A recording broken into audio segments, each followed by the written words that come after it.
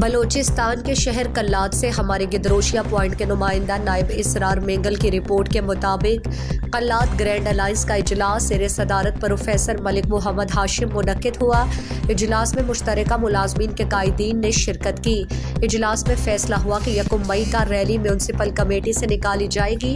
اجلاس سے ایپکا کے صدر میر حسین بخش رئیسانی، PWD امپلائیز یونین کے صدر سردار علی اکبر مینگل، عبدالقدوس عباسی، ریڈی یونین کے شاہ خالد مینگل، خلیل شادزئی، حاجی غلام قادر عمرانی، غلام حسین شاہوانی سمیت دیگر نے شرکت کی اور کہا کہ 1 مئی کو دنیا بھر کی طرح کلات میں بھی جوش و جذبے سے منائیں گے اور شہدائے شکاگو نے اپنی جانوں کا نذرانہ پیش کر کے مزدوروں کا سر فخر سے بلند کیا اور معاشرے میں مزدوروں کو ایک مقام دیا۔ ان کی جد و جہد کی بدولت آج تک مزدوروں کو حقوق مل رہے ہیں۔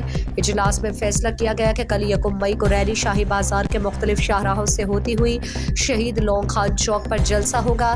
کلات کے باشعور عوام، محنت کشوں، طلباء اور صحافی برادری، سیاسی پارٹی، تاجر برادری، کسان، مظلوم اور محکوم طبقات اور خواتین سے پرزور اپیل کی گئی۔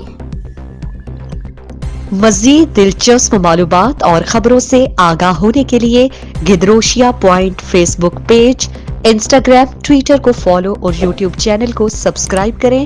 بیل آئیکن بٹن دبانا نہ بھولیں